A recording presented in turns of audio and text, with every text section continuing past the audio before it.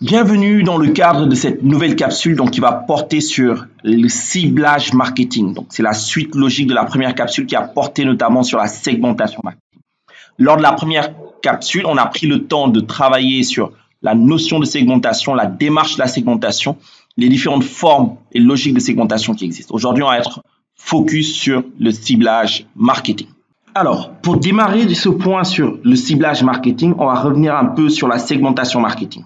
L'idée étant tout simplement de rappeler quelques éléments afin de pouvoir enchaîner avec le point sur le ciblage marketing. On va continuer avec l'exemple de Sorna. Donc Sorna qui veut mettre sur pied une plateforme de mise en relation, donc une place de marché pour les acteurs, on va dire de la mode, et donc évoluer par rapport à cette question de confection de tenues, a décidé notamment de segmenter le marché de la confection de tenues à Dakar. Et bien sûr, quand on parle de ce marché ici, donc son regard va se porter sur les utilisateurs, les consommateurs.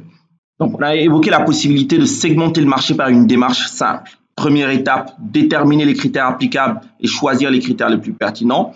Deuxième étape, déterminer les états ou catégories pour chaque critère, ce qui nous donne le nombre total de segments à lister. Troisième étape, on liste les segments avant de vérifier. Ensuite, on vérifie que chaque segment respecte les conditions de validité, à savoir la pertinence, la discrimination, la mesurabilité et la qualité opératoire.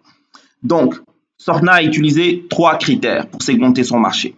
Le sexe, donc masculin, féminin au niveau des catégories. Le revenu, donc élevé, moyen, faible. Alors, dans un cas concret, vous allez notamment spécifier c'est quoi un revenu élevé, c'est quoi un revenu moyen, c'est quoi un revenu faible. D'accord? Est-ce qu'on parle notamment de moins de 50 000 francs par mois pour revenu faible, revenu moyen entre 50 000 et 800 000 et le revenu élevé peut-être plus de 800 000. D'accord? Et donc, vous pouvez vous appuyer notamment sur les études ou les données, notamment sociodémographiques qui peuvent être fournies en fonction du pays, par exemple au Sénégal par l'ANSD. Ensuite, pour le style de vie qui était son 3e critère, elle a retenu 2 catégories, les fashionistas et les casual dressers, donc qui sont notamment les personnes qui s'habillent simplement entre guillemets. Donc, elle a 2 catégories pour le critère sexe, 3 catégories pour le critère revenu, 2 catégories pour le critère style de vie, ce qui lui donne 12 segments à lister. Et donc, en posant les combinaisons par rapport à ces différentes catégories, on peut lister du segment 1 au segment 12. Et c'est ça qu'on attend notamment quand on pose une segmentation. C'est que quand on fait la segmentation, on est censé avoir une liste de segments donc qui composent des groupes d'individus qui sont regroupés de façon homogène. Et donc, il faut garantir, lorsqu'on utilise la segmentation client, une homogénéité au sein du segment et une hétérogénéité entre les segments. Donc, segment 1, masculin avec revenu élevé, fashionista. Segment 2, masculin avec revenu moyen, fashionista. Segment 3, masculin avec revenu faible, fashionista. Segment 4, masculin élevé, casual dressers. Segment 5, masculin moyen, casual dresser. Segment 6, masculin faible, casual dresser. Donc faible, encore une fois, revenu. Segment 7, féminin élevé, fashionista, etc. Et donc là, vous avez votre logique de segmentation. Et donc, on va pouvoir s'appuyer sur ça pour déterminer notre stratégie de ciblage marketing. Donc, la segmentation faite, le ciblage marketing va consister à identifier les segments qui vont nous intéresser et qu'on va attaquer. Et à partir de là, l'étude de marché qui a été réalisée en amont va permettre d'identifier les typologies de clients sur la base du maximum de données qui a été collectées par rapport à la clientèle potentielle de l'entreprise. Les analyses statistiques, les enquêtes qualitatives, les sondages, les recherches documentaires, les recherches sur les réseaux sociaux, toutes ces données peuvent être collectées. Si elles n'avaient pas été faites en amont, elles peuvent être faites de façon plus précise sur des segments spécifiques et donc collecter les données précises qui vont déterminer le choix. Donc, sur la base de toutes ces données, l'entreprise va pouvoir préciser son offre et effectuer un ciblage pertinent par rapport à des prospects. Chaque groupe identifié devra faire l'objet d'un processus d'analyse approfondi. L'intérêt de la segmentation n'est pas seulement de diviser les consommateurs en groupes, mais de bien comprendre leurs attentes et leurs comportements pour mieux les satisfaire. On retiendra donc que segmenter le marché est crucial pour toute entreprise qui souhaite être plus pertinente et plus performante sur un marché. Cependant, la segmentation, si elle n'aboutit pas sur une analyse pointue et des actions au niveau du marketing et de la communication, devient inutile. Donc, une fois les segments déterminés, l'entreprise va devoir adapter son offre en définissant quel segment stratégique elle va viser. Et pour ce faire, elle a tout intérêt à avoir un plan de marchéage, aussi appelé mix marketing. Et ce mix dépend de la stratégie de ciblage qui va être utilisée. Ce n'est pas parce qu'une entreprise a identifié plusieurs groupes de consommateurs qu'elle va tous les cibler. Ici, en l'occurrence, Sorna a identifié 12 segments, mais ce n'est pas obligé pour Sorna d'attaquer les 12 segments. En effet, tout dépend de la stratégie qu'elle souhaite mettre en place, de ses objectifs de départ et surtout de ses moyens. Et c'est pour ça que le diagnostic stratégique est important. Le diagnostic va vous donner notamment les informations sur les forces faiblesses de l'organisation par rapport à son contexte, à son environnement macroéconomique et microéconomique pour déterminer effectivement ce qui sera possible ou pas possible de faire. On distinguera 3 stratégies de ciblage marketing standard. Le marketing indifférencié, le marketing concentré et le marketing différencié.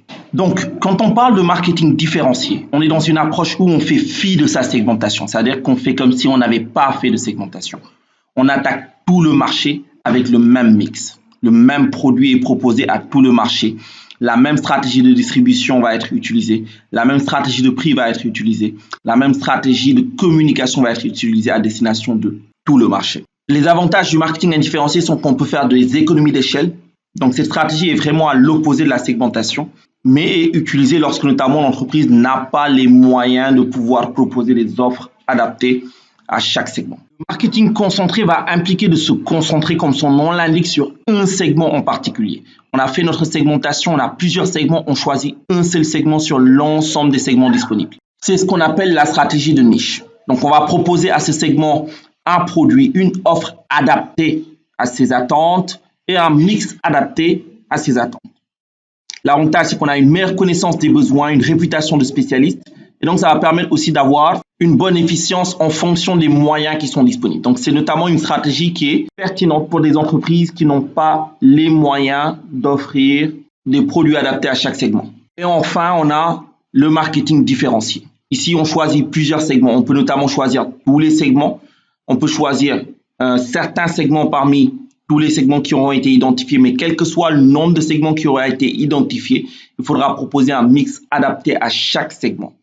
Donc, c'est notamment une situation qui demande des moyens et qui n'est pas à la portée de toutes les entreprises. Voilà en somme les 3 stratégies de ciblage marketing standard qu'on peut identifier. Il sera bien sûr possible à partir de là de construire son mix, de construire sa stratégie, notamment en intégrant des logiques, par exemple, individualisées dans une approche de marketing one-to-one. Mais l'idée, c'est de comprendre que chacune des stratégies comporte des avantages et des inconvénients. Une entreprise doit pouvoir choisir un axe stratégique avec soin en prenant compte de ses propres capacités, de ses propres moyens et de ses réalités.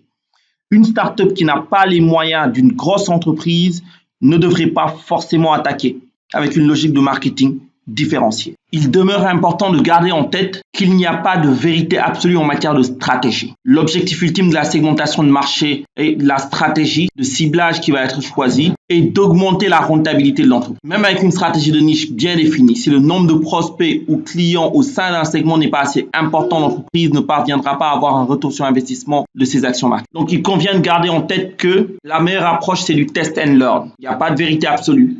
L'optique, c'est de tester les hypothèses, de les valider ou de les invalider et d'ajuster ces approches. À une époque où on parle beaucoup du management par la donnée, gardez en tête que la collecte d'informations va être le meilleur atout du manager. Collecter le maximum de données sur l'ensemble des actions et sur l'environnement afin de pouvoir ajuster en connaissance de cause. Donc, ce sera tout pour cette capsule sur le ciblage marketing. L'étape qui va suivre, ce sera notamment le positionnement marketing et la politique de marque, qui sont aussi des points non négligeables dans la formalisation de la stratégie marketing. Je vous remercie pour votre attention et vous donne rendez-vous à la prochaine capsule.